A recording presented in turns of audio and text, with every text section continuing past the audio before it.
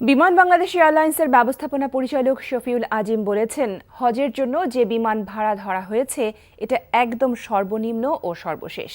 টাকার অঙ্কে বেশি মনে হলেও ডলারের চড়া দামের কারণে নির্ধারিত বিমান ভাড়া অযৌক্তিক না।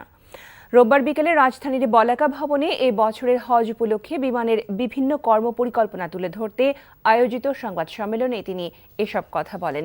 বিমানের এমডি জানান, ৩ মাস ধরে হজের বিমান ব্যবস্থাপনা নিয়ে কাজ করছেন। প্রথম প্রস্তাব ছিল ভাড়া 2,10,338 টাকা, পরে এটিকে কমিয়ে প্রায় 1,98,000 টাকা করা হয়েছে। জাতীয় নির্বাহী কমিটি এই ভাড়া নির্ধারণ করেছে। এবার ভাড়া বৃদ্ধির অন্যতম কারণ ট্যাক্স, ডলারের রেট ও জেট ফুয়েলের দাম বৃদ্ধি। আগামী 21 মে চলতি হজ মৌসুমের ফ্লাইট পরিচালনা শুরু হবে বলেও জানান বিমানের এমডি।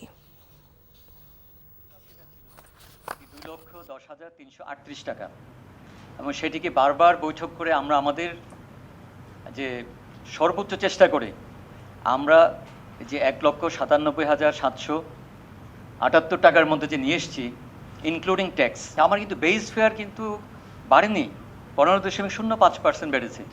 সেটিকে যদি ওই ডলারকে যদি আপনি কনভার্ট করেন টাকাতে, তাহলে কিন্তু এই টাকাটা দেখা যাচ্ছে বেশি। এখন এখানে তো সারা বিশ্ব মতো আমরাও এটাতে সাফার করছি, এখানে তো আমাদের কোনো হাত নেই।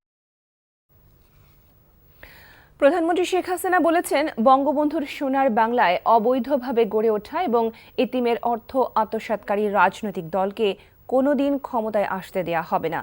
বঙ্গবন্ধুর জন্মদিন উপলক্ষে রোববার রাজধানীতে আওয়ামী লীগ আয়োজিত আলোচনা সভায় তিনি কথা বলেন। নজরানা চৌধুরীর রিপোর্ট। জাতির পিতা বঙ্গবন্ধু শেখ মুজিবুর রহমানের জন্মদিন এবং জাতীয় শিশু দিবস উপলক্ষে বাংলাদেশ আওয়ামী লীগ রাজধানীর বঙ্গবন্ধু আন্তর্জাতিক সম্মেলন কেন্দ্রে এক আলোচনা সভার আয়োজন করে। দলের সভাপতি ও প্রধানমন্ত্রী শেখ হাসিনার সভাপতিত্বে অনুষ্ঠিত এই আলোচনায় আওয়ামী লীগ ও তার সহযোগী সংগঠনের নেতাকর্মীরা যোগ দেন।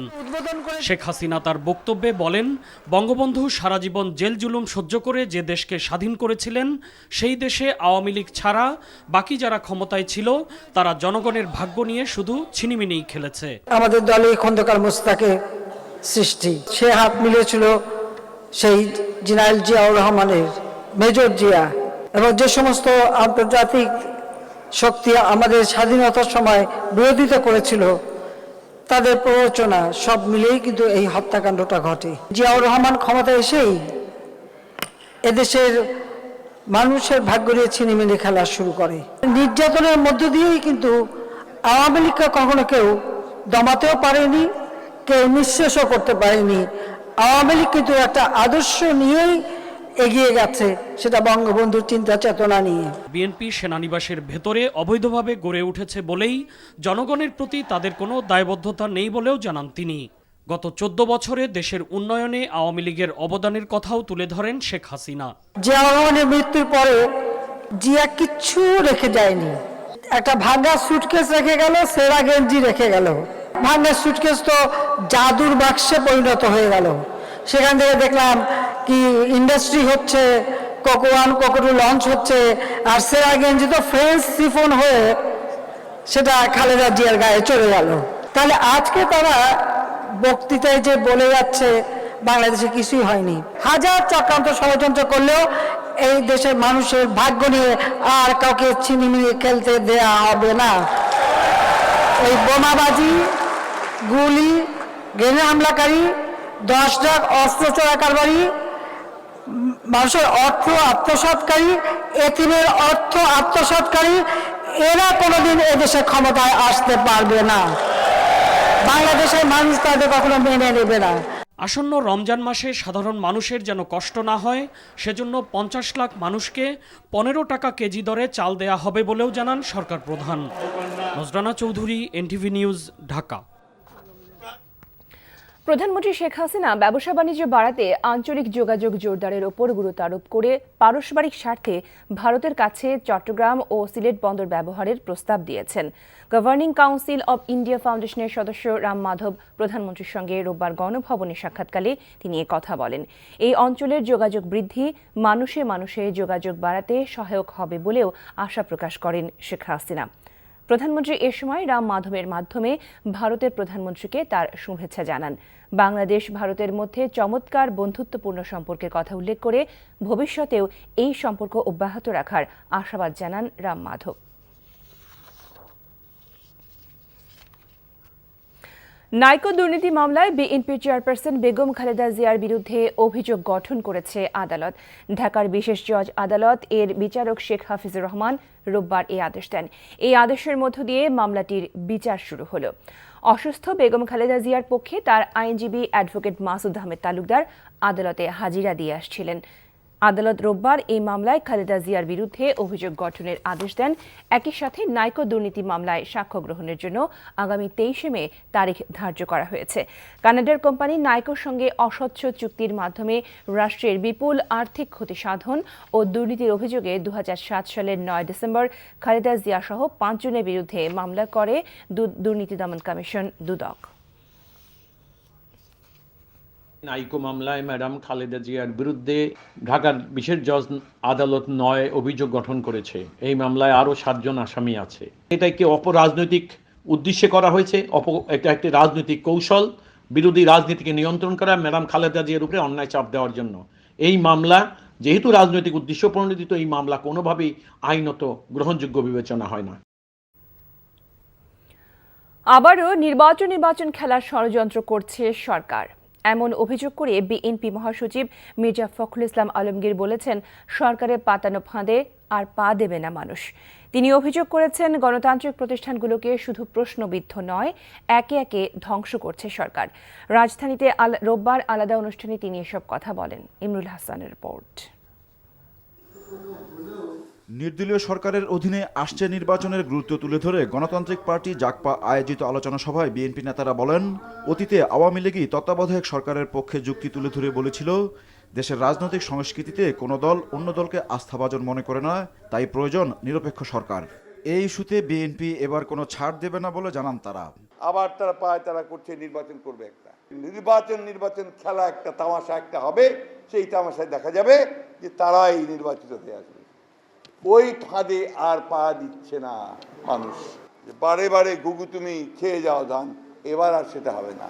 মির্জা ফখরুল বলেন, দেশে নির্বাচনের সুষ্ঠু পরিবেশ আছে, বিদেশিদের কাছে তা দেখাতে চায় সরকার। দুনিয়াকে দেখাবে, জনসভা করতে বাধা দেয় না, তাই কি না? ওটা আরেকটা শয়তানি। কিন্তু যখনই বলবো যে আমরা এখন পার হবো, মিছিল করব, প্রতিবাদ করব, বিক্ষোভ করব, তখন এখানে আটকে দেবে।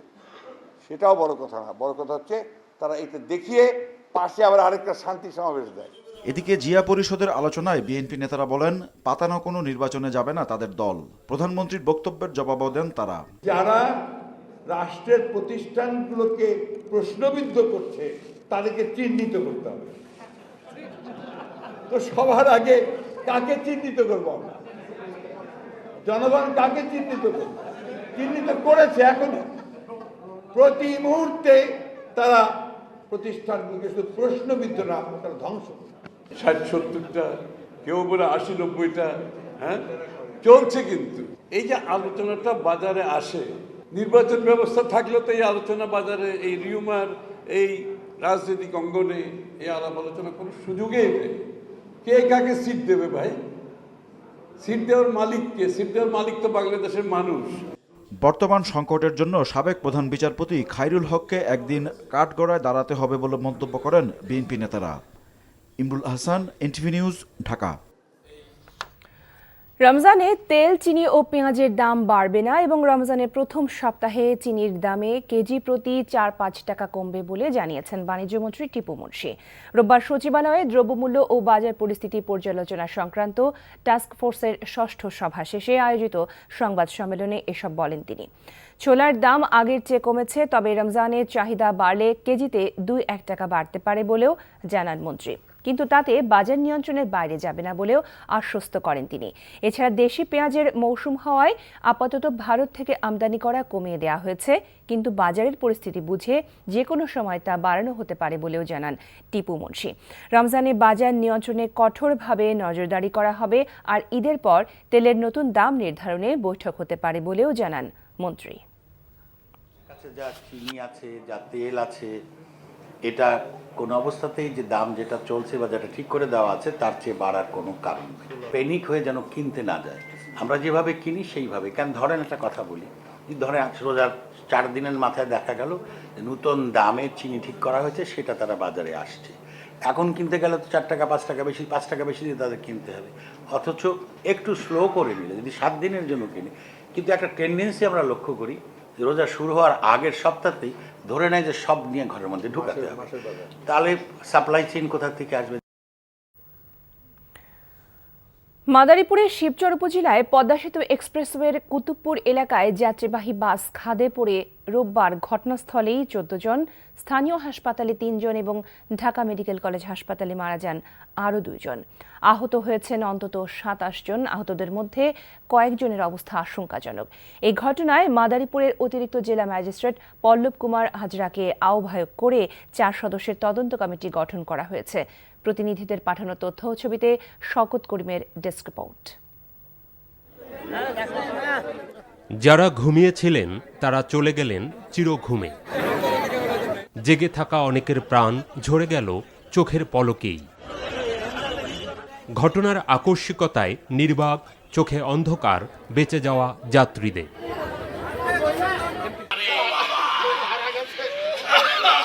স্বজনদের আহাজারিতে ভারী হয়ে উঠেছে দুর্ঘটনাস্থল এবং হাসপাতালের পরিবেশ।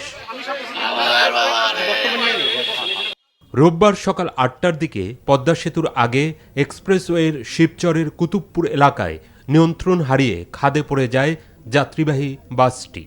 পুলিশ ও এলাকাবাসী জানান, খুলনা থেকে ঢাকার উদ্দেশ্যে ছেড়ে আসা ইমাদ পরিবহনের বাসটি দুর্ঘটনায় দুমড়ে মুচড়ে যায়। গাড়ি থেকেই 14 জনের মরদেহ উদ্ধার করে ফায়ার সার্ভিস। পরে স্থানীয় হাসপাতাল এবং ঢাকা মেডিকেল কলেজ হাসপাতালে বাড়তে থাকে মৃত্যুর সংখ্যা। সকাল 7:30 বাজে আমরা শব্দ পাইছি, তাপ করে একটা বাস্ট হয়েছে আর কি চাক্কা। তারপর আর কি এটা আয়া দিয়ে যায় এই অবস্থা। গাড়িটা যেমন হয়েছিল 20 থেকে 120 ফুট বাকি থেকে গাড়িটা যেমন একটা পিলার আছে, কিলো আছে, কিলোটার ওভারটেক করে গাড়িটা পরে এই জায়গায় পরে। যখন অ্যাক্সিডেন্ট করে আমি তো জানলাম সিটের বাইরে চলে আসছি, তখন দেখে যে আমি মোটামুটি সুস্থ আছি। খবর পেয়ে ঘটনাস্থলে যান প্রশাসনের ঊর্ধ্বতন কর্মকর্তারা। প্রাথমিকভাবে ধারণা করা হচ্ছে যে গাড়ির একটি চাকা বাস্ট হয়েছে বলে মনে হয়েছে। এই কারণে হতে পারে, অথবা ওভার স্পিডও একটা কারণ হতে পারে, বা গাড়ির কোনো যান্ত্রিক ত্রুটি থাকতে পারে। এটা আমরা তদন্ত করে পরবর্তীতে হাইওয়ের সাথে একসাথে কাজ করে আমরা আপনাকে পরবর্তী জানাতে পারবো। এতজন লোক প্রাণ হারালো, এটা তো মর্মান্তিক বিষয়।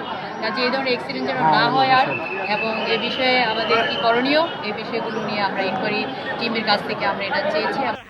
দুর্ঘটনার পর থেকেই উদ্ধার কাজে যোগ দেন ফায়ার সার্ভিস ও পুলিশ সদস্যরা। তাদের সহায়তায় এগিয়ে আসেন স্থানীয়রা। শওকত করিম, এনটিভি নিউজ ডেস্ক। মাদারীপুরের মর্মান্তিক সড়ক দুর্ঘটনায় ময়মনসিংহ কৃষি বিশ্ববিদ্যালয়ের মেধাবী ছাত্রী, পরিবার পরিকল্পনার উপপরিচালক সহ গোপালগঞ্জের 9 জনের মৃত্যু হয়েছে। মৃতদের পরিবারের চলছে শোকের মাতম। গোপালগঞ্জ থেকে সারমাত হোসেনের পাঠানো রিপোর্ট। এমএস সার্টিফিকেট আনা হলো না ময়মনসিংহ কৃষি বিশ্ববিদ্যালয়ের মেধাবী ছাত্রী আফসানা মিমির। তার বাসা গোপালগঞ্জ শহরের হীরাপাড়ি রোডের বাইলেনে।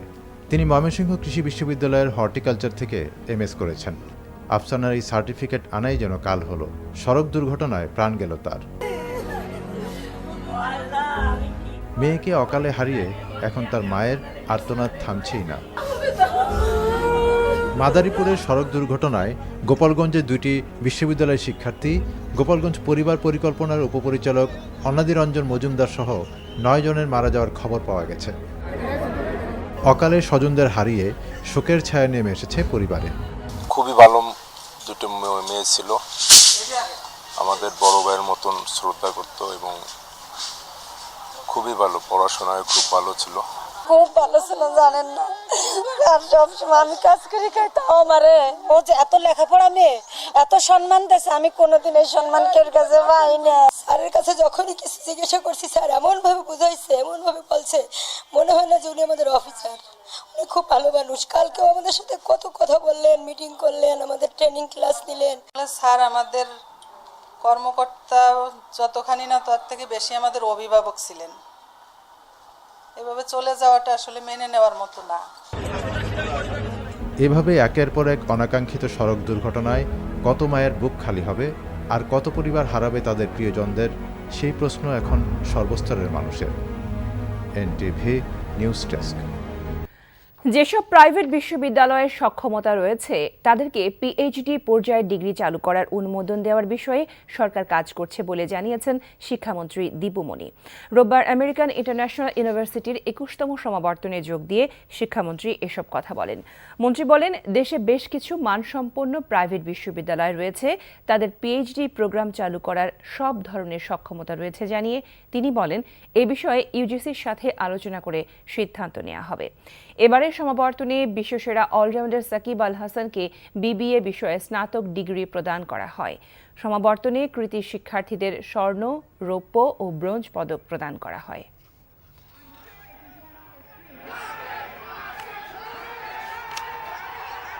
ব্রাহ্মণবাড়িয়ার নবীনগর উপজেলার উত্তর দাররা গ্রামে দেবর জালাল মিয়ার বিরুদ্ধে গৃহবধূ লতিফা বেগমকে গায়ে পেট্রোল ঢেলে আগুন দেওয়ার অভিযোগ উঠেছে। পারিবারিক কলহের জের ধরে লতিফার গায়ে আগুন দেওয়া হয়েছে বলে জানান তার স্বামী মোহাম্মদ জাকারিয়া। তিনি জানান, রোববার দুপুরে বাড়িতে বসে পিঠা বানাচ্ছিলেন লতিফা বেগম।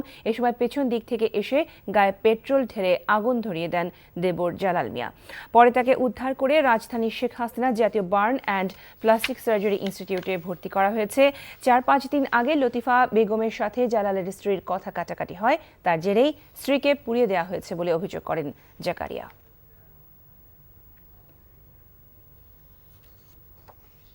ছিল না মাথা গোঁজার কোনো ঠাঁই। শিশুদের অনেকেরই শিক্ষার ভবিষ্যৎ ছিল অনিশ্চিত। আশ্রয়ণ প্রকল্পের প্রধানমন্ত্রীর দেওয়া উপহারের ঘর পেয়ে যেন স্বপ্ন ফিরে এসেছে ঘরহীন মানুষের জীবনে। স্কুলে ফিরেছে শিক্ষার্থীরা। এখন উচ্চশিক্ষা নিয়ে চিকিৎসক কিংবা পুলিশ অফিসার হবার স্বপ্ন দেখছে এখানকার শিশুরা। মুন্সিগঞ্জের গজারিয়া ঘুরে এসে এসব মানুষের জীবন বদলের ও স্বপ্নচারী হবার কথা জানাচ্ছেন জাহিদুর রহমান। মেঘনা নদী দ্বারা বেষ্টিত মুন্সিগঞ্জের গজারিয়া হোগলাকান্দি আশ্রয়ণ প্রকল্পে প্রধানমন্ত্রীর উপহারের ঘর পেয়ে জীবনমানে পরিবর্তন এসেছে প্রতিবন্ধী নুরুল হক দম্পতির জীবনে। এখন স্বপ্ন সন্তানদের আদর্শ মানুষ হিসেবে গড়ে তোলা। পোলাপান যে পড়াশোনা করবে এরকম যাতায়াত ব্যবস্থা এখন ছিল না। এখানে আসার পর এখন পড়াশোনার পূরণের ব্যবস্থা হয়েছে, পড়ালেখা করতেছে, যাইতেছে স্কুলে ঠিক মতো।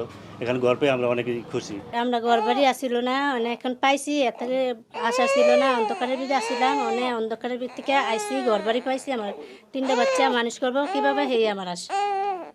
আশ্রয়ণ প্রকল্পে বেড়ে ওঠা শিশুদের সুশিক্ষার মাধ্যমে টেকসই উন্নয়ন প্রকল্পে অন্তর্ভুক্তির বিষয়টি নিয়েও চলছে উপজেলা প্রশাসনের নানা কার্যক্রম, যে কারণে ক্রমেই নিজেদের উজ্জ্বল ভবিষ্যৎ গড়ায় স্বপ্নচারী হয়ে উঠেছে এখানকার শিশুরা। খুবই কষ্টে থাকতাম, পড়াশোনা হতো না, এখানে ঘর পাইছি, এখন পড়াশোনা করতে পারি, ভালোভাবে স্কুলে যেতে পারি। পড়াশোনা করে আমি ডাক্তার হতে চাই, মানুষের মতো মানুষ হতে চাই। আগে স্কুলে যাইতে পারতাম না, অনেক মানুষ অনেক কথা কইতো, ঘর দুয়ার নাই, অনেক আছে, অনেক সুন্দরভাবে চলতে পারি। বড় হয়ে আমি পুলিশ হতে চাই। কর্মপরিধির বাইরে এসে এখানকার শিশুদের শিক্ষার প্রতিও প্রশাসন বেশ আন্তরিক। নজরদারি বাড়াতে ট্যাগ অফিসার হিসেবে সম্পৃক্ত করা হয়েছে বিভিন্ন পর্যায়ের কর্মকর্তাদের, যে কারণে ঝরে পড়া শিক্ষার্থীদের হার নেমেছে শূন্যের কোঠায়। আমাদের যে সুযোগ্য নির্বাহী কর্মকর্তা মোহাম্মদ আবদুল্লাল মাহফুজ, উনি আসার পরই পরিষদ থেকে অনেক পদক্ষেপ নিয়েছেন ইতিমধ্যে। তো ওনার একটাই কথা যে শিক্ষা স্বাস্থ্য প্রথম উন্নত করতে হবে। যারা যখন গৃহহীন ছিলেন তখন তাদের অধিকাংশ বাচ্চারা স্কুল থেকে ড্রপ আউট ছিল।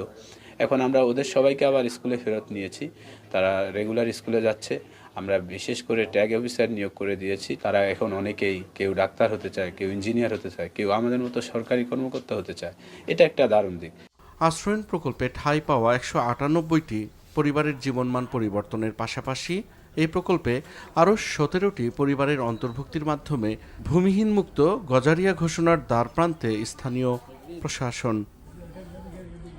Zahidur Rahman, NTV news, Gazaria, Munshiganj. খেলার খবর। বাংলাদেশ আয়ারল্যান্ড ওয়ানডে সিরিজ প্রসঙ্গ। বৃষ্টির শঙ্কা নিয়েই আজ সিরিজ জয়ের লক্ষ্যে আইরিশদের মুখোমুখি হবে বাংলাদেশ। রোববার স্বাগতিকদের সময় কেটেছে ইনডোরে। বৃষ্টিতে বাধায় পড়েছে আয়ারল্যান্ডের অনুশীলনও। এর মধ্যে ছুটির মুডে জন্মদিন পালন করেছেন বাংলাদেশের স্পিনার কোচ রঙ্গনা হেরাত। সিরিজটা জিততে চায় বাংলাদেশ আজকেই। হেরাত আত্মবিশ্বাসী ক্রিকেটারদের নিয়ে। রিপোর্ট বর্ষণ কবিরের। এই বৃষ্টির সঙ্গে ক্রিকেটের আদি শত্রুতা নিয়ে নতুন করে কিছু জানানোর নেই। শুধু ওয়ানডে অধিনায়কের সিলেট স্টেডিয়াম ছেড়ে যাওয়ার সময় মুখের ওপর হতাশার বলিরেখা অনেক কিছু জানিয়ে গেছে। সিলেট পর্বেই সিরিজটা নিশ্চিত করে চট্টগ্রামে যেতে চান তামিম। এই বৃষ্টির বাধার মধ্যে সময়টা অন্যভাবে কাজে লাগিয়েছে স্বাগতিকরা। কোচ চন্দিকা হাতুড়ি সিংয়ে ছিলেন মূল আয়োজক। তার স্বদেশী রঙ্গনা হেরাতের জন্মদিন উদযাপন হলো দলের সদস্যদের সঙ্গে। বাংলাদেশের স্পিন কোচের এই কেক কাটা উৎসবের মধ্যে একটা সময় হাতুড়ি সিংহে ও তামিমের হয়েছে কথাবার্তা। আমরা প্রথম ওয়ানডেতে যেভাবে খেলেছি তা ছিল দারুণ। বোলিং, ফিল্ডিং এবং ব্যাটিং সব জায়গাতেই নিজেদের সেরাটা দিয়েছি। যেভাবে জিতেছি তা আমাদের আত্মবিশ্বাস বাড়িয়েছে অনেকটাই। সামনের ম্যাচগুলোতেও এমন আক্রমণাত্মক ক্রিকেট খেলতে চাই। আয়ারল্যান্ডও নিশ্চয়ই তাদের পরিকল্পনা নিয়েই মাঠে নামবে। তবে আমরা আমাদের স্বাভাবিক ক্রিকেট খেললেই ফল আমাদের পক্ষে আসবে।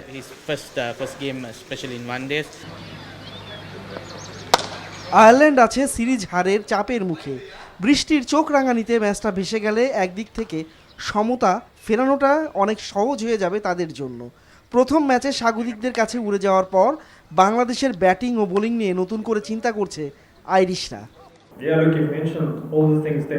প্রথম ওয়ানডেতে আমরা যা চেয়েছি তার উল্টো হয়েছে। কোনো বড় জুটি না হওয়ায় কাজটা কঠিন হয়ে গেছে ব্যাটিংয়ে। এই পরিবেশে মানিয়ে নিতে আমাদের কিছুটা সময় লাগছে। সিরিজে ফিরতে সম্ভবপর সবই চেষ্টা করব।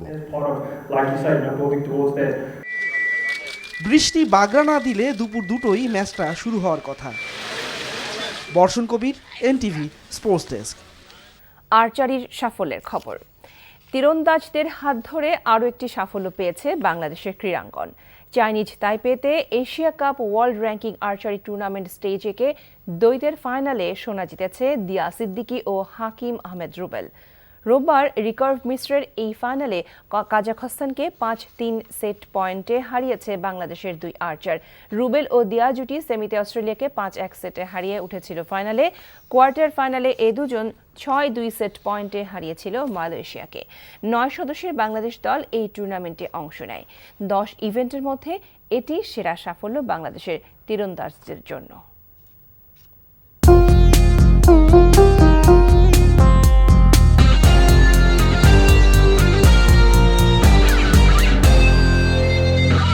রমজানে তেল, চিনি ও পেঁয়াজের দাম বাড়বে না এবং রমজানের প্রথম সপ্তাহে চিনির দাম কেজি প্রতি 4 থেকে 5 টাকা কমবে বলে জানিয়েছেন বাণিজ্যমন্ত্রী টিপু মুন্সি। রোববার সচিবালয়ে দ্রব্যমূল্য বাজার পরিস্থিতি পর্যালোচনা সংক্রান্ত টাস্কফোর্সের 6ষ্ঠ সভা শেষে আয়োজিত সংবাদ সম্মেলনে এসব বলেন তিনি।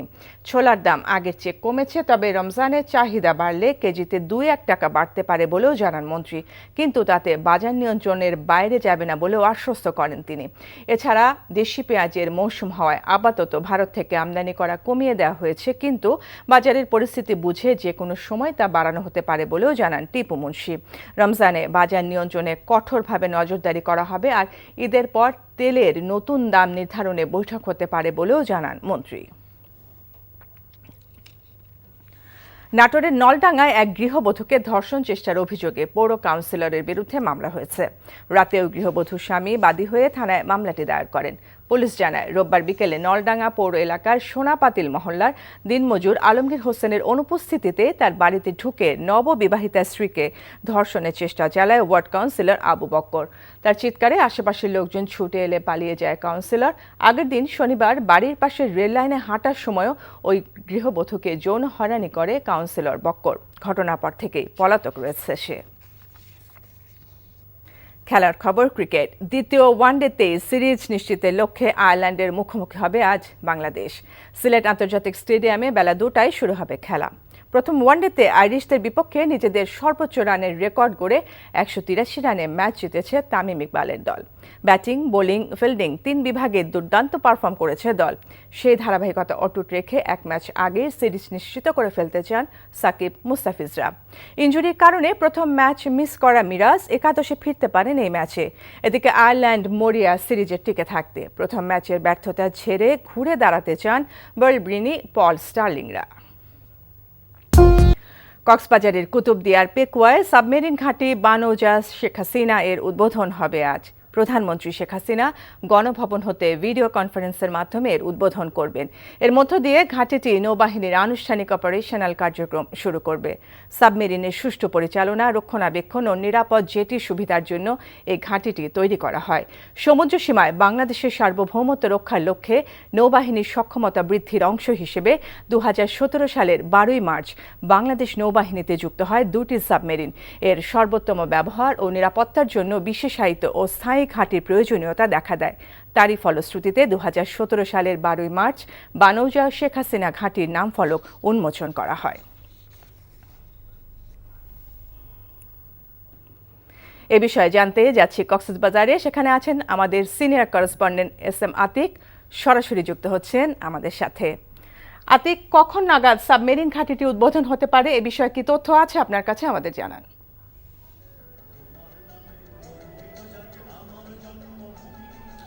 আনুষ্ঠানিকভাবে 11:30টার সময় প্রধানমন্ত্রী শেখ হাসিনা ভিডিও কনফারেন্সের মাধ্যমে এই আনুষ্ঠানিকতার সাথে যুক্ত হবেন এবং তখনই আসলে তিনি আনুষ্ঠানিক উদ্বোধন করবেন। প্রোগ্রাম শিডিউল যদি সংক্ষেপে বলি, নৌবাহিনীর প্রধান তার বক্তব্য রাখবেন, একটি বিশেষ মার্চ পাস্ট অনুষ্ঠিত হবে, এরপরেই প্রধানমন্ত্রীটা আনুষ্ঠানিক উদ্বোধন করবেন এবং তিনি তার ভাষণ প্রদান করবেন।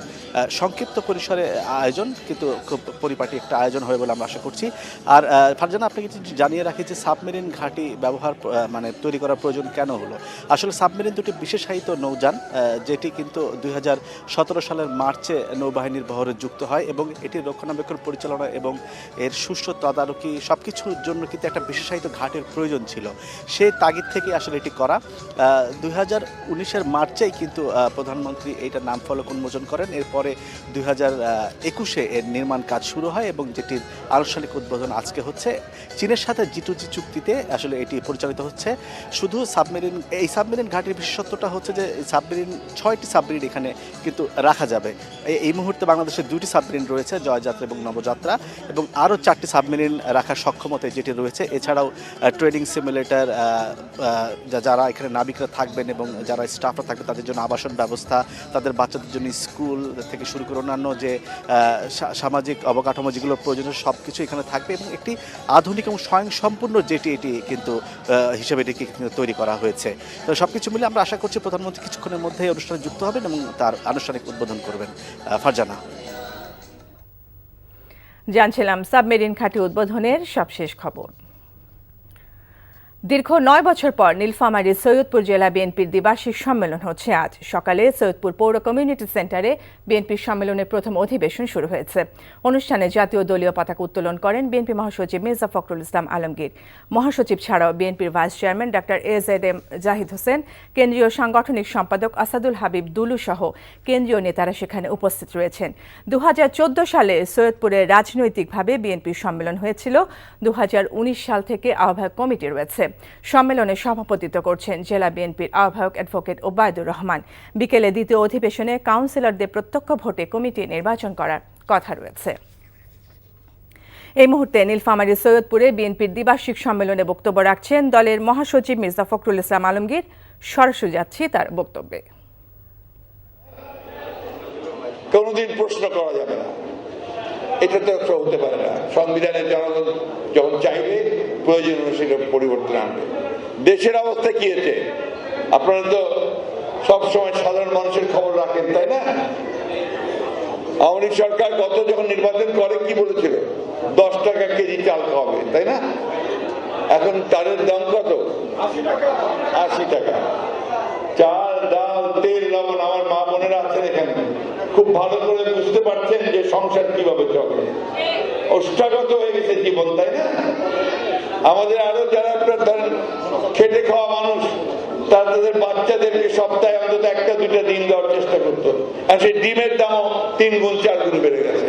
প্রত্যেকটা জিনিসের দাম, বিদ্যুতের দাম 2 মাসের মধ্যে 3 বার বাড়াইছে, আবারও নাকি বাড়াবে।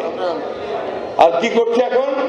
ভারত থেকে এখন ওই যে আপনার আদানি গ্রুপের বিদ্যুৎ নিয়ে আসবে, সেই বিদ্যুৎ আনতে গেলে দ্বিগুণ খরচ হয়ে যাবে আমাদের, অর্থাৎ 8 টাকা ইউনিট, 8 টাকা ইউনিট যেটা আছে সেটা হয়ে যাবে 16 টাকা ইউনিট।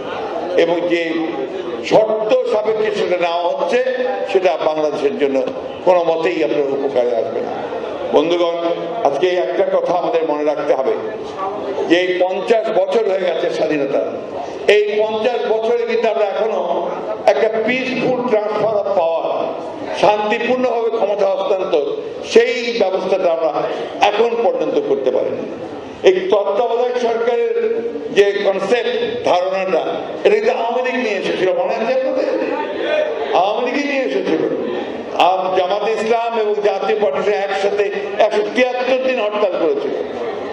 আমরা তখন প্রথম দিকে সেটা মনে করেছিলাম যে এটা ঠিক হবে না, কিন্তু পরে যখন দেশনেত্রী বেগম খালেদা জিয়া দেখলেন যে জনগণ চায় যে নির্বাচনকালীন সময়ে একটা নিরপেক্ষ সরকার থাকুক, তখন তিনি সেটা মেনে নিয়েছিলেন এবং পার্লামেন্টে সেটা পাস করে তিনি কিন্তু এই বিধানটাকে চালু করেছিলেন। 4টা নির্বাচন হয়েছে, এটা অত্যন্ত সুন্দর সুষ্ঠুভাবে, একবার আওয়ামী লীগ এসছে, একবার বিএনপি এসছে, এভাবেই হয়েছে, তাই না? কেউ তো প্রশ্ন করেনি। যেই আওয়ামী লীগ ক্ষমতায় আসলো, এসেই সে আপনার সেটাকে পাল্টে দিল, কারণ তারা দেখলো কিছুদিনের মধ্যেই যে তারা নিরপেক্ষ নির্বাচনে জয়ী হতে পারবে না, তখনই তারা দলীয় সরকারের অধীনে নির্বাচনের ব্যবস্থা করেছে।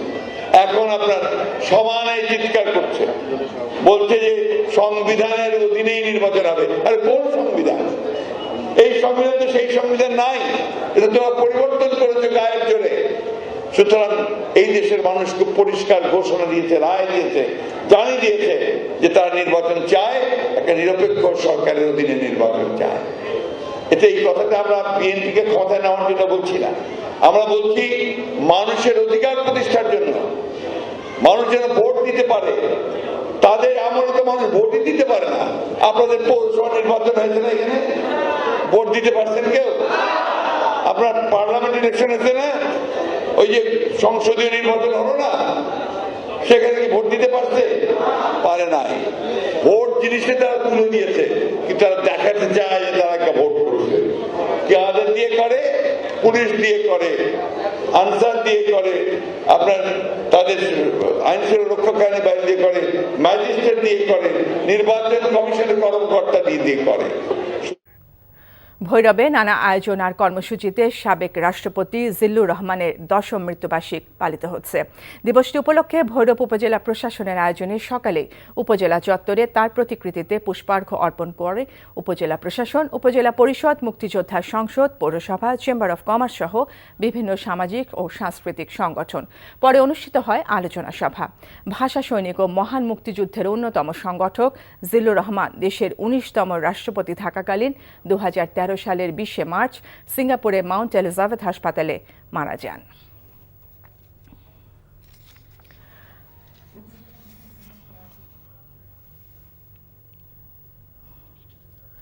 নাটোরের নলডাঙ্গায় এক গৃহবধূকে ধর্ষণ চেষ্টার অভিযোগে পৌর কাউন্সিলরের বিরুদ্ধে মামলা হয়েছে।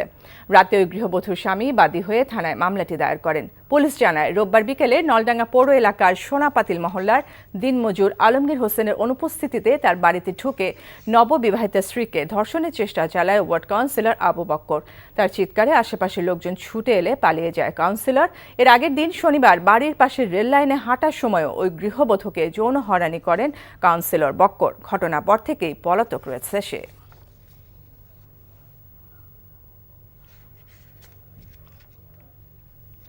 খুলনার ডাকবাংলা ও রূপসা খেয়াঘাট নিয়ে খুলনা সিটি কর্পোরেশন ও জেলা পরিষদের ঠান্ডা লড়াই প্রকাশ্যে রূপ নিয়েছে। জেলা পরিষদ ডাকবাংলা ভবনে বঙ্গবন্ধু কর্নার সাইনবোর্ড ঝুলিয়ে সেখানে দোকান তৈরির অভিযোগ উঠেছে। এমন তৎপরতাকে অবৈধ আখ্যা দিয়ে ক্ষোভ প্রকাশ করেছেন খুলনা সিটি মেয়র তালুকদার আব্দুল খালেক। আজিজুল ইসলামের ক্যামেরায় খুলনা থেকে মোহাম্মদ আবু তৈয়বের পাঠানো রিপোর্ট। খুলনার ডাক বাংলা ভবন এই জমির মালিকানা সিটি কর্পোরেশন ও জেলা পরিষদের। বিগত কয়েক বছর আগে ভবনটি ভেঙে 10তলা ভবন নির্মাণের সিদ্ধান্ত নেয় স্থানীয় সরকার মন্ত্রণালয়, কিন্তু তা আজও বাস্তবায়িত হয়নি। সম্প্রতি সিটি কর্পোরেশনকে না জানিয়ে পরিত্যক্ত ডাক বাংলা ভবনে বঙ্গবন্ধু কর্নার নামে একটি সাইনবোর্ড ঝুলিয়ে দেয় জেলা পরিষদ। পাশাপাশি সেখানে নির্মাণ করা হয় দোকানপাট। সিটি কর্পোরেশনকে না জানিয়ে এমন কর্মকাণ্ডে ক্ষোভ প্রকাশ করেছেন সিটি মেয়র। যে জেলা পরিষদের যে ডাক বাংলা, এই ডাক বাংলাটা কিন্তু 18 শতক আমাদের। জেলা পরিষদ যে সমস্ত খেয়াঘাট ইতিমধ্যে তারা লিজ দেওয়ার জন্য টেন্ডার আহ্বান করেছেন, এর সমস্ত ঘাট এখন থেকে আমরা টেন্ডার দেব এবং আমি যারা এখনো ওখানে লিজ হিসেবে আসে তাদেরকে আমরা অনুরোধ করব যে আপনারা সিটি কর্পোরেশনের সঙ্গে আলাপ আলোচনা করে এই ঘাটগুলো করবেন। তার কারণ 1লা বৈশাখের পরে সমস্ত ঘাটে সিটি কর্পোরেশন এটা দখলে যাবে। মুক্তিযুদ্ধের স্মৃতি বিজড়িত ডাক বাংলা ভবনটি ভেঙে দোকান তৈরির বিষয়টি মেনে নিতে পারছেন না অনেকে। 71 সালের শান্তি কমিটি পাকিস্তানের অখণ্ডতা রক্ষার পক্ষে যে অবস্থান নেন, শান্তি কমিটির সদর দপ্তর ছিল। এদিকে ডাক বাংলার দোকানের তালা ভেঙে জায়গা দখলের অভিযোগ উঠেছে এক ওয়ার্ড কাউন্সিলরের বিরুদ্ধে। যেহেতু আমাদের জায়গায় তারা দোকান বরাদ্দ দিচ্ছিল, সে কারণে আমরা আজকে আমাদের স্টেট অফিসারকে সাথে নিয়ে মাননীয় মেয়র মহোদয়ের নির্দেশে আমরা ওই দোকানঘর দুটি তালাবদ্ধ করে দিচ্ছি। পরিষদের উন্নয়নের জন্য অস্থায়ীভাবে কিছু দোকানপাট করার কথা স্বীকার করেছেন জেলা পরিষদের চেয়ারম্যান। আপাতত পড়ে আছে তো, সেই জন্য যদি কিছু ইনকাম হয় জেলা পরিষদের উন্নয়নে আছে না কিছু। সেকশনের প্রধান আমি জেলার প্রধান, সেই জন্য এখানে তো কোনো বাড়াবাড়ি জোরপূর্বক কিছু নাই। ঐতিহ্যবাহী ভবনটি ভেঙে ফেলার আগে স্মৃতি ধরে রাখার মতো একটি পরিকল্পিত ভবন নির্মাণের দাবি নগরবাসীর। NTV news desk. সিঙ্গাপুরে প্রচলিত খাতের বাইরেও প্রবাসী কর্মীদের জন্য সেবাসহ বিশেষায়িত সেক্টরে কাজের সুযোগ এবং সম্ভাবনা দুটোই বেড়েছে, কিন্তু দালাল এবং সিন্ডিকেটের কারণে অত্যাধিক অভিবাসন ব্যয়, বিড়ম্বনা এবং হয়রানির প্রেক্ষিতে বছরে 50,000 কর্মী রপ্তানির এই বাজারটি ক্রমেই সংকুচিত হতে পারে বলে আশঙ্কা বিশেষজ্ঞদের। বিস্তারিত জাহিদুর রহমানের রিপোর্টে। নগর এবং দ্বীপরাষ্ট্র সিঙ্গাপুরে Bharat, Sri Lanka, Thailand, Myanmar, Philippine ও চীনকে টেক্কা দিয়ে সুনাম অর্জন করেছে অভিবাসী বাংলাদেশি কর্মীরা। তুলনামূলক কম বেতনে দক্ষ হিসেবে বাংলাদেশি কর্মীদের চাহিদাও এখানে বেশ। তবে বিদ্যমান যে শ্রমবাজার রয়েছে বর্তমানে সেটি শঙ্কার মুখে পড়েছে নানা বিড়ম্বনা ও জটিলতায়। এমপ্লয়াররা যে হয়রানিগুলো হচ্ছে, এই কারণে তারা এখানে জব মার্কেট থেকে তারা বাংলাদেশ থেকে হায়ার না করে অন্য দেশ থেকে লোক হায়ার করতেছে। সেক্ষেত্রে আমরা জব মার্কেটগুলো হারাচ্ছি এবং যার ইফেক্টটা পড়বে বাংলাদেশের রেমিটেন্সে। বাংলাদেশের রেমিটেন্স ক্রমান্বয়ে সেই রেমিটেন্সগুলো আস্তে আস্তে কমতে থাকবে। কোভিড উত্তর পরিস্থিতিতে দক্ষিণ পূর্ব এশিয়ার দেশটিতে বেড়েছে কর্মীদের বেতন। তা সত্ত্বেও বিভিন্ন খাতে এখনও রয়েছে কর্মী সংকট। তবে কতটুকু কাজে লাগানো যাচ্ছে এমন সুযোগ? তো তারা সবসময় আমাদেরকে ফিডব্যাক দেয়, আগ্রহ হারিয়ে ফেলতেছে যে আমি কেন তাহলে বাংলাদেশি ওয়ার্কার আনতে যাব। বিশেষজ্ঞরা বলছেন সকল পর্যায় থেকে একটু সচেষ্ট হলেই এই বাজার সম্প্রসারণ কেবল সময়ের ব্যাপার মাত্র। Jahidur Rahman, NTV news, Singapore. খেলার খবর ক্রিকেট। দ্বিতীয় ওয়ানডেতে সিরিজ নিশ্চিতের লক্ষ্যে আয়ারল্যান্ডের মুখোমুখি হবে আজ বাংলাদেশ। সিলেট আন্তর্জাতিক স্টেডিয়ামে বেলা 2টায় শুরু হবে খেলা। প্রথম ওয়ানডেতে আইরিশদের বিপক্ষে নিজেদের সর্বোচ্চ রানের রেকর্ড গড়ে 183 রানে ম্যাচ জিতেছে তামিম ইকবালের দল। ব্যাটিং, বোলিং, ফিল্ডিং 3 বিভাগে দুর্দান্ত পারফর্ম করেছে দল। সেই ধারাবাহিকতা অটুট রেখে এক ম্যাচ আগে সিরিজ নিশ্চিত করে ফেলতে চান সাকিব, মুস্তাফিজরা। ইনজুরির কারণে প্রথম ম্যাচ মিস করা মিরাজ একাদশে ফিরতে পারেন এই ম্যাচে। এদিকে আয়ারল্যান্ড মরিয়া সিরিজে টিকে থাকতে প্রথম ম্যাচের ব্যর্থতা ঝেড়ে ঘুরে দাঁড়াতে চান বার্ল ব্রিনি, পল স্টার্লিংরা। ফুটবল, ভুটানের বিপক্ষে ম্যাচ দিয়ে ঘরের মাঠে আজ অনূর্ধ্ব-17 নারীর সাফ চ্যাম্পিয়নশিপের মিশন শুরু করছে বাংলাদেশ। কমলাপুর বীরশ্রেষ্ঠ সিপাহী মুস্তাফা কামাল স্টেডিয়ামে সন্ধ্যা 7:15টায় শুরু হবে ম্যাচটি। এর আগে 3:15টায় উদ্বোধনী ম্যাচে মুখোমুখি হবে ভারত নেপাল। এবারই প্রথম দক্ষিণ এশিয়ার এই টুর্নামেন্টে অংশ নিচ্ছে রাশিয়া। গত নভেম্বরে অনূর্ধ্ব-15 সাফের ফাইনালে পেনাল্টি মিস করে শিরোপা হাতছাড়া করেছিল বাংলাদেশের মেয়েরা। সেই দলের সিংহভাগ ফুটবলারই খেলছেন অনূর্ধ্ব-17তে। 5 দলের রবিন লিগের টুর্নামেন্টে চ্যাম্পিয়ন হবার মিশনে ভুটানের বিপক্ষে বড় জয়ে আসর শুরু করতে চায় রুমা বিথিরা। এই টুর্নামেন্টকে সামনে রেখে জানুয়ারি থেকেই প্রস্তুতি নিচ্ছে দল। অধিনায়ক জানিয়েছেন ম্যাচ বাই ম্যাচ পরিকল্পনা করে এগোতে চান তারা।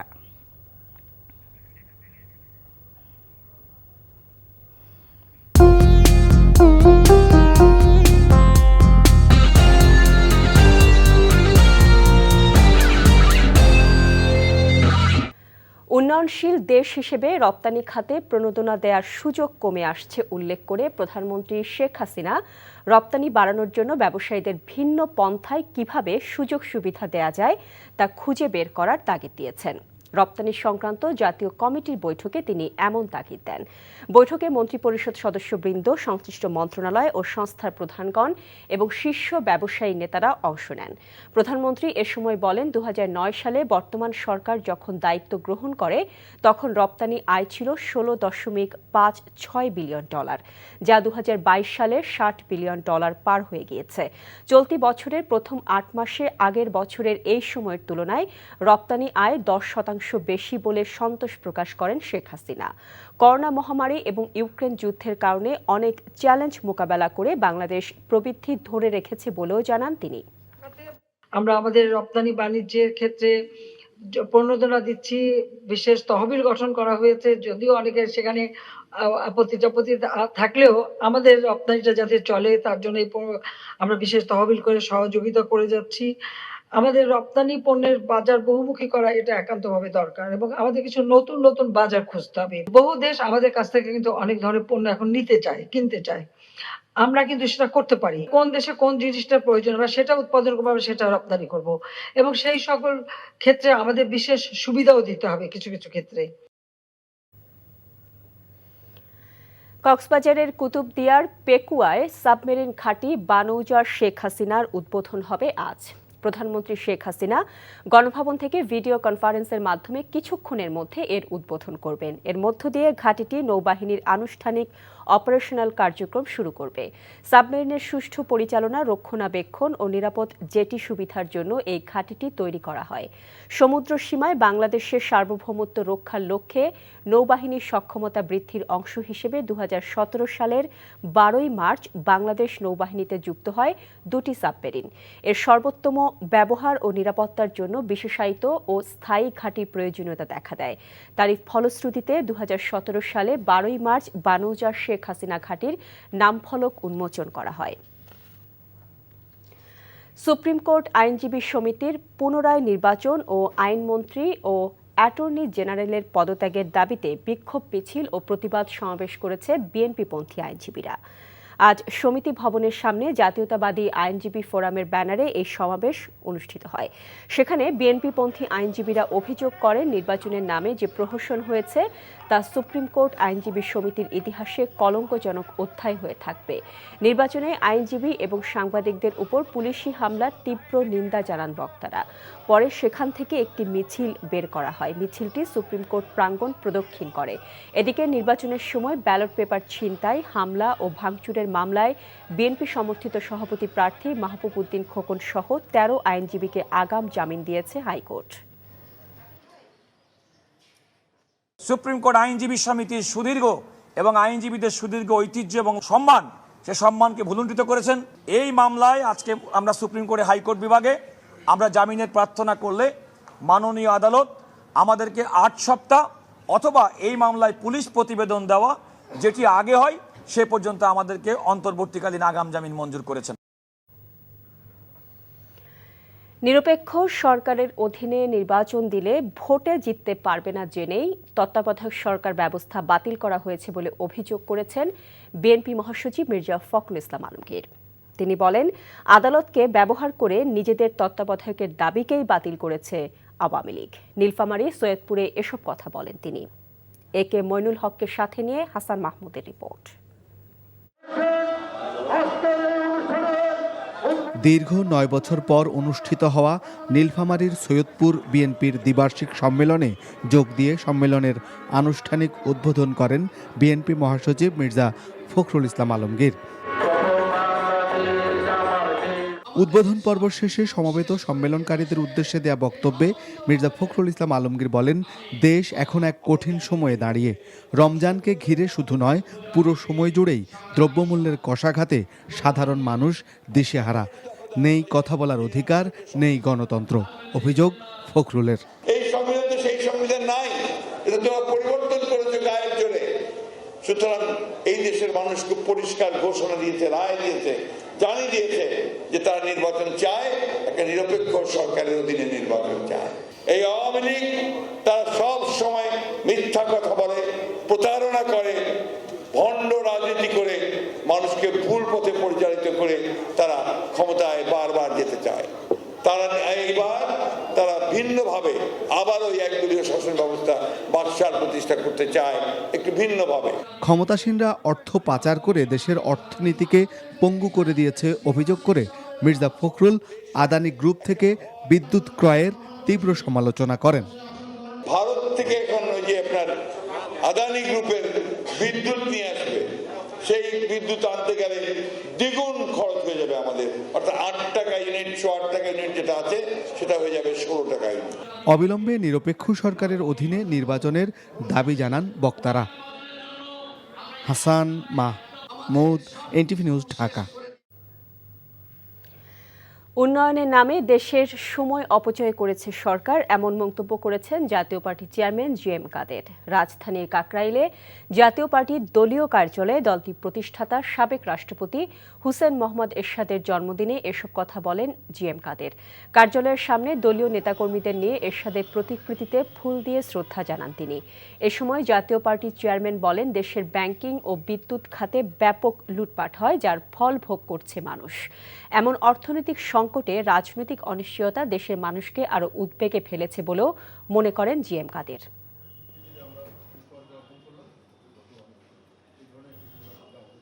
উন্নয়নের নামে যেটা করা হয়েছে সেটা ব্যাপকভাবে একটা বিভিন্ন খাতে এটা অপচয় হয়েছে এবং তার সুফল হচ্ছে এখন আমরা তার কুফল ভোগ করার দিকে এগিয়ে যাচ্ছে দেশ একটা অনেক অনিশ্চয়তার মুখোমুখি পড়েছে এবং সামনের দিনগুলিতে আমরা এই অর্থনৈতিক এই দুরবস্থা থেকে উদ্ধার কীভাবে হবো সেটা নিয়ে আমরা সবাই শঙ্কিত। তারপরে এর সঙ্গে যোগ হয়েছে রাজনৈতিক অনিশ্চয়তা, এটা প্রবল রাজনৈতিক অনিশ্চয়তা। দুটি পক্ষ একের মুখোমুখি দাঁড়িয়েছে, কেউ কারোকে ছাড় দেওয়ার কোনো উপায় নেই, ছাড় দিলে তারা ধ্বংস হয়ে যাবে, এইটা তাদের মনোবৃত্তি এবং তার কোনো মীমাংসা হওয়ার অবস্থান নেই। কাজেই এটা মরণপণ একটা যুদ্ধ সামনের দিকে আমরা দেখতে পাচ্ছি। রোহিঙ্গাদের নিজ মাতৃভূমিতে ফেরাতে বাংলাদেশ ও মিয়ানমারের দ্বিপাক্ষিক পাইলট প্রজেক্টে জাতিসংঘের শরণার্থী সংস্থা ইউএনএইচসিআর জড়িত নয়। রোববার সংস্থাটি নিজেদের ওয়েবসাইটে প্রকাশিত এক বিবৃতিতে এমনটা জানায়। মিয়ানমারে রোহিঙ্গাদের ফেরাতে জাতিসংঘের শরণার্থী সংস্থা তাদের মতামত পরিবর্তন করেনি এবং রাখাইনের বর্তমান পরিস্থিতি রোহিঙ্গাদের ফিরে যাবার মতো অনুকূল নয় বলেও মতামত দিয়েছে জাতিসংঘের শরণার্থী সংস্থা। তারা বলছে, সম্প্রতি বাংলাদেশে মিয়ানমারের প্রতিনিধি দল পরিদর্শন করলেও ইউএনএইচসিআর এর আঞ্চলিক প্রতিনিধিরা আলোচনায় যোগ দেয়নি। তারা আরও বলছে, মাতৃভূমিতে ফিরে যাওয়ার অধিকার সব শরণার্থী রয়েছে এবং জোরপূর্বক কোনো শরণার্থীকে ফেরত পাঠানো উচিত হবে না।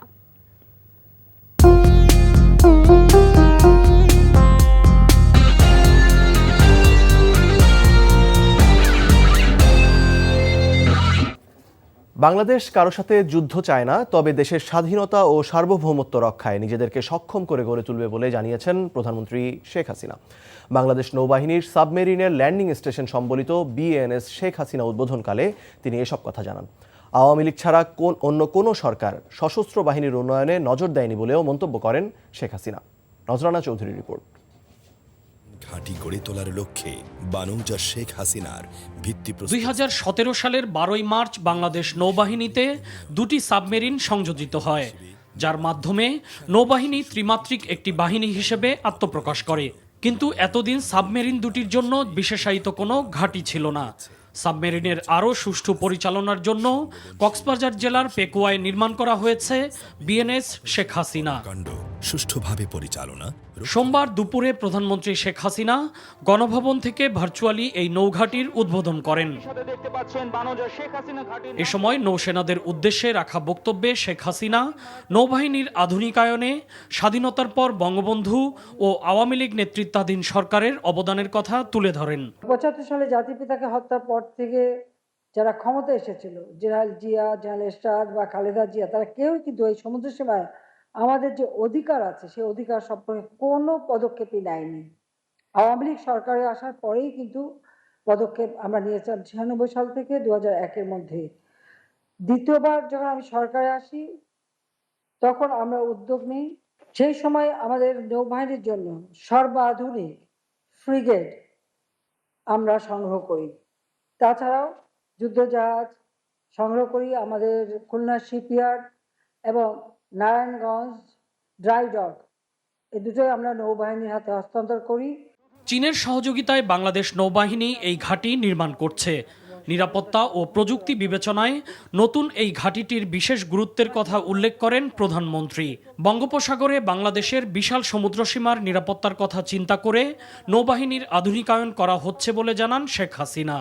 ইতোমধ্যে বাহিনীতে মেরিটাইম পেট্রোল এয়ারক্রাফট সংযোজন করা হয়েছে, আরও হেলিকপ্টার ক্রয়ের প্রক্রিয়া চলছে বলেও জানান সরকার প্রধান। আমরা কারোর সাথে যুদ্ধ করতে চাই না, তবে যদি কখনো আমাদের এমন পরিস্থিতি হয় তাহলে যেন আমরা দেশের স্বাধীনতা সার্বভৌমত্ব রক্ষা করতে পারি, সেইভাবে আমাদেরও দক্ষতা অর্জন করতে হবে। সেইভাবে আমরা আমাদের বাহিনীগুলিকে তৈরি করে দিচ্ছি। সমুদ্র সীমায় আমাদের যে বিশাল সম্পদ রয়েছে, আমরা ব্লু ইকোনমি অর্থাৎ সুনীল অর্থনীতি নীতি গ্রহণ করেছি। সমুদ্র সম্পদ আমাদের অর্থনৈতিক কর্মকাণ্ডে যাতে কাজে লাগে তার পদক্ষেপও আমরা নিয়েছি। 2030 সালের মধ্যে ফোর্সেস গোল বাস্তবায়নের মাধ্যমে সশস্ত্র বাহিনীকে আধুনিক করে গড়ে তোলার লক্ষ্যে সরকার কাজ করে যাচ্ছে বলেও জানান প্রধানমন্ত্রী শেখ হাসিনা। নজরানা চৌধুরী, এনটিভি নিউজ, ঢাকা। নিরপেক্ষ সরকারের অধীনে নির্বাচন দিলে ভোটে জিততে পারবে না জেনেই তত্ত্বাবধায়ক সরকার ব্যবস্থা বাতিল করা হয়েছে বলে অভিযোগ করেছেন বিএনপি মহাসচিব মির্জা ফখরুল ইসলাম আলমগীর। তিনি বলেন, আদালতকে ব্যবহার করে নিজেদের তত্ত্বাবধায়কের দাবিকেই বাতিল করেছে আওয়ামী লীগ। নীলফামারীর সৈয়দপুরে এসব কথা বলেন তিনি। রংপুরের আসাদুজ্জামান আরমানের ক্যামেরায় একে মইনুল হককে সাথে নিয়ে হাসান মাহমুদের রিপোর্ট। দীর্ঘ 9 বছর পর অনুষ্ঠিত হওয়া নীলফামারীর সৈয়দপুর বিএনপির দ্বিবার্ষিক সম্মেলনে যোগ দিয়ে সম্মেলনের আনুষ্ঠানিক উদ্বোধন করেন বিএনপি মহাসচিব মির্জা ফখরুল ইসলাম আলমগীর। উদ্বোধন পর্ব শেষে সমবেত সম্মেলনকারীদের উদ্দেশ্যে দেয়া বক্তব্যে মির্জা ফখরুল ইসলাম আলমগীর বলেন, দেশ এখন এক কঠিন সময়ে দাঁড়িয়ে। রমজানকে ঘিরে শুধু নয়, পুরো সময় জুড়েই দ্রব্যমূল্যের কষাঘাতে সাধারণ মানুষ দিশেহারা। নেই কথা বলার অধিকার, নেই গণতন্ত্র। অভিযোগ ফখরুলের। এই সংবিধান তো সেই সংবিধান নাই, এটা তোমরা পরিবর্তন করেছে গায়ের জোরে। সুতরাং এই দেশের মানুষ খুব পরিষ্কার ঘোষণা দিয়েছে, রায় দিয়েছে, জানিয়ে দিয়েছে যে তারা নির্বাচন চায়, একটা নিরপেক্ষ সরকারের অধীনে নির্বাচন চায়। এই আওয়ামী লীগ তারা সব সময় মিথ্যা কথা বলে, প্রতারণা করে, ভণ্ড রাজনীতি করে, মানুষকে ভুল পথে পরিচালিত করে তারা ক্ষমতায় বারবার যেতে চায়। তারা এইবার তারা ভিন্নভাবে আবার ওই একদলীয় শাসন ব্যবস্থা বাদশার প্রতিষ্ঠা করতে চায়, একটু ভিন্নভাবে। ক্ষমতাসীনরা অর্থ পাচার করে দেশের অর্থনীতিকে পঙ্গু করে দিয়েছে অভিযোগ করে মির্জা ফখরুল আদানি গ্রুপ থেকে বিদ্যুৎ ক্রয়ের তীব্র সমালোচনা করেন। ভারত থেকে এখন ওই যে আপনার আদানি গ্রুপের বিদ্যুৎ নিয়ে আসবে, সেই বিদ্যুৎ আনতে গেলে দ্বিগুণ খরচ হয়ে যাবে আমাদের, অর্থাৎ 8 টাকা ইউনিট, 8 টাকা ইউনিট যেটা আছে সেটা হয়ে যাবে 16 টাকা ইউনিট। অবিলম্বে নিরপেক্ষ সরকারের অধীনে নির্বাচনের দাবি জানান বক্তারা। হাসান মাহমুদ, এনটিভি নিউজ, ঢাকা। সড়ক দুর্ঘটনায় শিক্ষার্থী আহত হওয়ায় ঢাকা চট্টগ্রাম মহাসড়কে কুমিল্লার গোমতা এলাকায় 3 ঘন্টা মহাসড়ক অবরোধ করেছে গোমতা ইসাকিয়া উচ্চ বিদ্যালয়ের শিক্ষার্থী এবং অভিভাবকরা। এ সময় মহাসড়কের উভয় পাশে প্রায় 20 কিলোমিটার জুড়ে যানজটের সৃষ্টি হয়। খবর পেয়ে পুলিশ, চান্দিনা উপজেলা নির্বাহী কর্মকর্তা, স্থানীয় ইউপি চেয়ারম্যান ঘটনাস্থলে পৌঁছে দ্রুত ফুট ওভারব্রিজ নির্মাণের আশ্বাস দিলে 3 ঘন্টা পর অবরোধ তুলে নেন শিক্ষার্থী ও অভিভাবকরা। গতকাল ইসাকিয়া উচ্চ বিদ্যালয়ের সামনে মহাসড়ক পার হতে গিয়ে বাসের চাপায় আহত হয় 3 শিক্ষার্থী। আহতরা চিকিৎসাধীন রয়েছেন। পুলিশ কর্মকর্তা মামুন ইমরান খান হত্যা মামলায় আসামি আরাব খান ওরফে রবিউল ইসলামের বিরুদ্ধে ইন্টারপোলে যে রেড অ্যালার্টের নোটিশ দেওয়া হয়েছে সেটি তারা গ্রহণ করেছে বলে জানিয়েছেন আইজিপি চৌধুরী আব্দুল্লাহ আল মামুন। দুপুরে চট্টগ্রামের এনায়েত বাজার পুলিশ ফাঁড়ি উদ্বোধন শেষে সাংবাদিকদের প্রশ্নের জবাবে তিনি এসব কথা বলেন। হত্যা মামলার আসামি আরাব খানের সাথে সাবেক এক পুলিশ কর্মকর্তার সম্পর্ক আছে এমন অভিযোগ পুলিশ তদন্ত করছে বলেও জানান তিনি। এছাড়া রোহিঙ্গাদের মধ্যে সন্ত্রাসী কার্যকলাপ বিষয়ে পুলিশের পাশাপাশি বিভিন্ন বাহিনী কাজ করছে বলে জানান আইজিপি। দেশে যেখানে অপরাধ হচ্ছে পুলিশ গুরুত্ব দিয়ে কাজ করছে বলেও জানান তিনি।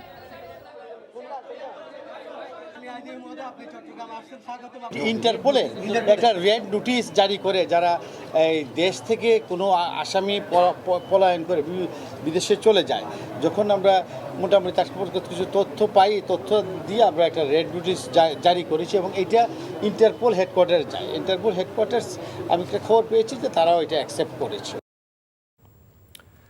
খুলনার ডাকবাংলা ও রূপসা খেয়াঘাট নিয়ে খুলনা সিটি কর্পোরেশন ও জেলা পরিষদের ঠান্ডা লড়াই প্রকাশ্যে রূপ নিয়েছে। জেলা পরিষদ ডাকবাংলা ভবনে বঙ্গবন্ধু কর্নার সাইনবোর্ড ঝুলিয়ে সেখানে দোকান তৈরির অভিযোগ উঠেছে। এমন তৎপরতাকে অবৈধ আখ্যা দিয়ে ক্ষোভ প্রকাশ করেছেন সিটি মেয়র তালুকদার আব্দুল খালেক। আজিজুল ইসলামের ক্যামেরায় খুলনা থেকে মোহাম্মদ আবু তৈয়বের রিপোর্ট। খুলনা ডাকবাংলা ভবন এই জমির মালিকানা সিটি কর্পোরেশন ও জেলা পরিষদের। বিগত কয়েক বছর আগে ভবনটি ভেঙে 10তলা ভবন নির্মাণের সিদ্ধান্ত নেয় স্থানীয় সরকার মন্ত্রণালয়, কিন্তু তা আজও বাস্তবায়িত হয়নি। সম্প্রতি সিটি কর্পোরেশনকে না জানিয়ে পরিত্যক্ত ডাকবাংলা ভবনে বঙ্গবন্ধু কর্নার নামে একটি সাইনবোর্ড ঝুলিয়ে দেয় জেলা পরিষদ। পাশাপাশি সেখানে নির্মাণ করা হয় দোকানপাট। সিটি কর্পোরেশনকে না জানিয়ে এমন কর্মকাণ্ডে ক্ষোভ প্রকাশ করেছেন সিটি মেয়র। যে জেলা পরিষদের যে ডাকবাংলা, এই ডাকবাংলাটা কিন্তু 18 শতক আমাদের। জেলা পরিষদ যে সমস্ত খেয়াঘাট ইতিমধ্যে তারা লিজ দেওয়ার জন্য টেন্ডার আহ্বান করেছেন, এর সমস্ত ঘাট এখন থেকে আমরা টেন্ডার দেব এবং আমি যারা এখনো ওখানে লিজ হিসেবে আসে তাদেরকে আমরা অনুরোধ করব যে আপনারা সিটি কর্পোরেশনের সঙ্গে আলাপ আলোচনা করে এই ঘাটগুলো করবেন। তার কারণ 1 বৈশাখের পরে সমস্ত ঘাটে সিটি কর্পোরেশন এটা দখলে যাবে। মুক্তিযুদ্ধের স্মৃতি বিজড়িত ডাকবাংলা ভবনটি ভেঙে দোকান তৈরির বিষয়টি মেনে নিতে পারছেন না অনেকে। 71 সালের শান্তি কমিটি পাকিস্তানের অখণ্ডতা রক্ষার পক্ষে যে অবস্থান নেন, শান্তি কমিটির সদর দপ্তর ছিল। এদিকে ডাকবাংলার দোকানের তালা ভেঙে জায়গা দখলের অভিযোগ উঠেছে এক ওয়ার্ড কাউন্সিলরের বিরুদ্ধে। যেহেতু আমাদের জায়গায় তারা দোকান বরাদ্দ দিচ্ছিল, সে কারণে আমরা আজকে আমাদের স্টেট অফিসারকে সাথে নিয়ে মাননীয় মেয়র মহোদয়ের নির্দেশে আমরা ওই দোকানঘর দুটি তালাবদ্ধ করে দিচ্ছি। পরিষদের উন্নয়নের জন্য অস্থায়ীভাবে কিছু দোকানপাট করার কথা স্বীকার করেছেন জেলা পরিষদের চেয়ারম্যান। আপাতত পড়ে আছে তো, সেই জন্য যদি কিছু ইনকাম হয় এটা জেলা পরিষদের উন্নয়নে আছে না কিছু। সেকশনের প্রধান আমি জেলার প্রধান, সেই জন্য এখানে তো কোনো বাড়াবাড়ি কিছু জোরপূর্বক কিছু নাই। ঐতিহ্যবাহী ভবনটি ভেঙে ফেলার আগে স্মৃতি ধরে রাখার মতো একটি পরিকল্পিত ভবন নির্মাণের দাবি নগরবাসীর। NTV news desk.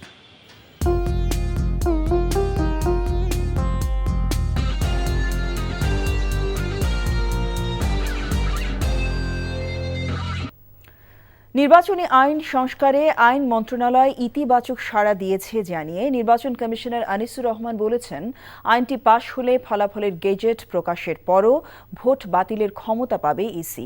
একই সঙ্গে তিনি জানান, ইভিএম মেরামতের জন্য সরকারের কাছে যে 1260 কোটি টাকা চেয়েছিল ইসি, তার নিশ্চয়তা এখনও না মেলায় অর্থ তাগাদা চিঠি দেওয়া হচ্ছে। আরও জানাচ্ছেন মুকসিমুল আহসান। আগামী জাতীয় সংসদ নির্বাচনে 150 আসনে ইভিএমে ভোট নেওয়ার জন্য প্রথমে সরকারের কাছে 9,500 কোটি টাকা চেয়েছিল নির্বাচন কমিশন। টাকার অনুমোদন না দিয়ে প্রকল্পটি ফেরত পাঠিয়েছিল পরিকল্পনা মন্ত্রণালয়। বিকল্প হিসেবে ইসির পরিকল্পনা, তাদের কাছে যে 1,10,000 ইভিএম আছে তা মেরামতের জন্য প্রয়োজন 1260 কোটি টাকা, যা দিয়ে কমপক্ষে 60 থেকে 70টি আসনে ভোট করা সম্ভব। প্রয়োজনীয় টাকা চেয়ে এ সংক্রান্ত একটি প্রস্তাবনা অর্থ মন্ত্রণালয়ের কাছে আগেই পাঠিয়েছিল ইসি। যদিও এখনও কোনো সাড়া মেলেনি, যে কারণে টাকার নিশ্চয়তা চেয়ে এবার তাগাদা চিঠি দেওয়া হচ্ছে। অর্থ বিভাগ টাকার সংস্থান করে তাহলে আমরা ইভিএম ব্যাপারে সিদ্ধান্তে উপনীত হব, অন্যথায় যদি টাকা না পাওয়া যায় তাতেও আমাদেরকে সিদ্ধান্তে আসতে হবে যে আমরা কি করব, ব্যালটে কতটাই করব বা ইভিএমে আদৌ করব কি না, এগুলি সবটাই নির্ভর করবে এখন অর্থপ্রাপ্তির উপর। টাকা পাওয়া যাবে কিনা নিশ্চিত করার জন্য আমরা একটা চিঠি দিতে বলছি, চিঠি রেডি হয়েছে, হয়তো আগামীকালকে যেতে পারে। ফলাফলের গেজেট প্রকাশের পরও ভোট বাতিলের ক্ষমতা চেয়ে আইন সংশোধনের বেশ কিছু প্রস্তাবনা আইন মন্ত্রণালয়ের কাছে পাঠিয়েছিল ইসি। এ নিয়ে সাড়া না পেয়ে 3বার তাগাদা নোটিশের পর অবশেষে 6 মাসেরও বেশি সময়ের পর ইতিবাচক সাড়া দিল আইন মন্ত্রণালয়। অনেকগুলো সংশোধন ছিল এবং প্রায় বেশিরভাগই আমাদের প্রস্তাবের সাথে সরকারের একমত পোষণ করেছে।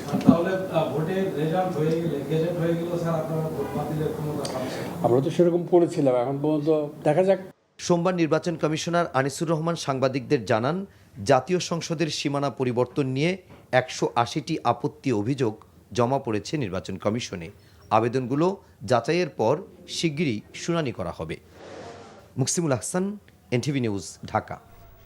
উন্নয়নশীল দেশ হিসেবে রপ্তানি খাতে প্রণোদনা দেওয়ার সুযোগ কমে আসছে উল্লেখ করে প্রধানমন্ত্রী শেখ হাসিনা রপ্তানি বাড়ানোর জন্য ব্যবসায়ীদের ভিন্ন পন্থায় কিভাবে সুযোগ সুবিধা দেওয়া যায় তা খুঁজে বের করার তাগিদ দিয়েছেন।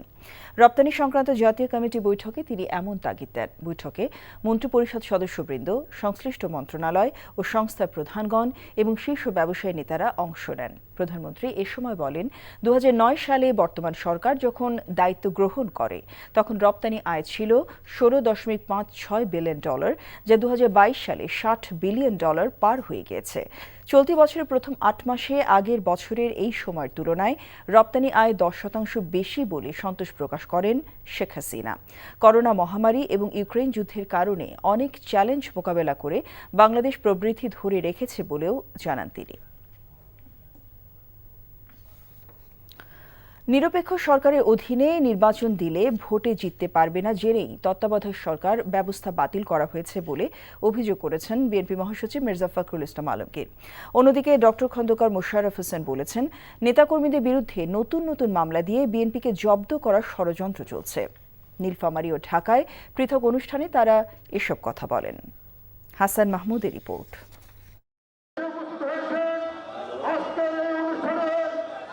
দীর্ঘ 9 বছর পর অনুষ্ঠিত হওয়া নীলফামারীর সৈয়দপুর বিএনপির দ্বিবার্ষিক সম্মেলনে যোগ দিয়ে সম্মেলনের আনুষ্ঠানিক উদ্বোধন করেন বিএনপি মহাসচিব মির্জা ফখরুল ইসলাম আলমগীর। উদ্বোধন পর্ব শেষে সমবেত সম্মেলনকারীদের উদ্দেশ্যে দেয়া বক্তব্যে মির্জা ফখরুল ইসলাম আলমগীর বলেন, দেশ এখন এক কঠিন সময়ে দাঁড়িয়ে। রমজানকে ঘিরে শুধু নয়, পুরো সময় জুড়েই দ্রব্যমূল্যের কষাঘাতে সাধারণ মানুষ দিশেহারা। নেই কথা বলার অধিকার, নেই গণতন্ত্র। অভিযোগ ফখরুলের। এই সংবিধান তো সেই সংবিধান নাই, এটা তোমরা পরিবর্তন করেছো গায়ের জোরে। সুতরাং এই দেশের মানুষ খুব পরিষ্কার ঘোষণা দিয়েছে, রায় দিয়েছে, জানিয়ে দিয়েছে যে তারা নির্বাচন চায়, একটা নিরপেক্ষ সরকারের অধীনে নির্বাচন চায়। এই আওয়ামী লীগ তারা সব সময় মিথ্যা কথা বলে, প্রতারণা করে, ভণ্ড রাজনীতি করে, মানুষকে ভুল পথে পরিচালিত করে তারা ক্ষমতায় বারবার যেতে চায়। জাতীয় প্রেস ক্লাবে বিএনপির সাবেক মহাসচিব খন্দকার দেলোয়ার হোসেনের 12তম মৃত্যুবার্ষিকীর আলোচনায় দলের স্থায়ী কমিটির সদস্য ডক্টর খন্দকার মোশাররফ হোসেন অভিযোগ করেন, দলকে কোণঠাসা করতে নতুন করে নেতাকর্মীদের বিরুদ্ধে মামলা দেওয়া হচ্ছে। বনানী ক্লাবে একটা সামাজিক অনুষ্ঠান থেকে আমাদের মুন্সিরগঞ্জের সিরাজদি খান শ্রীপুরের বিএনপির প্রায় 54 নেতাকর্মীকে গ্রেপ্তার করেছে। বর্তমান সরকারের বিরুদ্ধে গণ আন্দোলন গড়ে তুলতে সবাইকে ঐক্যবদ্ধ হবার আহ্বান বক্তাদের। হাসান মাহমুদ, এনটিভি নিউজ, ঢাকা। রাজনৈতিক আন্দোলনে ব্যর্থ হয়ে বিএনপি এখন সড়ক দুর্ঘটনা নিয়েও রাজনীতি করছে বলে মন্তব্য করেছেন আওয়ামী লীগের সাধারণ সম্পাদক ওবায়দুল কাদের। গণমাধ্যমে পাঠানো এক বিবৃতিতে এই কথা বলেন তিনি। বলেন, নেতিবাচক রাজনীতি ও মিথ্যা কথা বলতে বলতে বিএনপির অবস্থা এখন এমন হয়েছে যে বজ্রপাতে মৃত্যু হলেও তার দায় সরকারের ওপর চাপানোর অপরাজনীতিতে লিপ্ত হয় তারা। মাদারীপুর শিবচরের সড়ক দুর্ঘটনা নিয়ে বিএনপি মহাসচিব মির্জা ফখরুল ইসলাম আলমগীরের বক্তব্যের নিন্দা ও প্রতিবাদ জানিয়ে বিবৃতিতে বলেন, এটি হীন রাজনৈতিক উদ্দেশ্য প্রণোদিত মন গড়া বক্তব্য। মাদারীপুর শিবচরের সড়ক দুর্ঘটনা সড়কের সমস্যার জন্য হয়নি বলেও মন্তব্য করেন ওবায়দুল কাদের। পুলিশ কর্মকর্তা মামুন ইমরান খান হত্যা মামলার আসামি আরাফ খান ওরফে রবিউল ইসলামের বিরুদ্ধে ইন্টারপোলে যে রেড অ্যালার্টের নোটিশ দেওয়া হয়েছে সেটি তারা গ্রহণ করেছে বলে জানিয়েছেন আইজিপি চৌধুরী আবদুল্লাহ আল মামুন।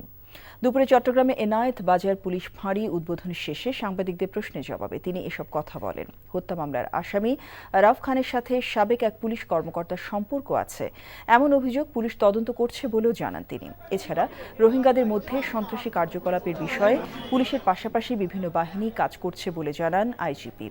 দেশে যেখানে অপরাধ হচ্ছে পুলিশ গুরুত্ব দিয়ে কাজ করছে বলে জানান তিনি।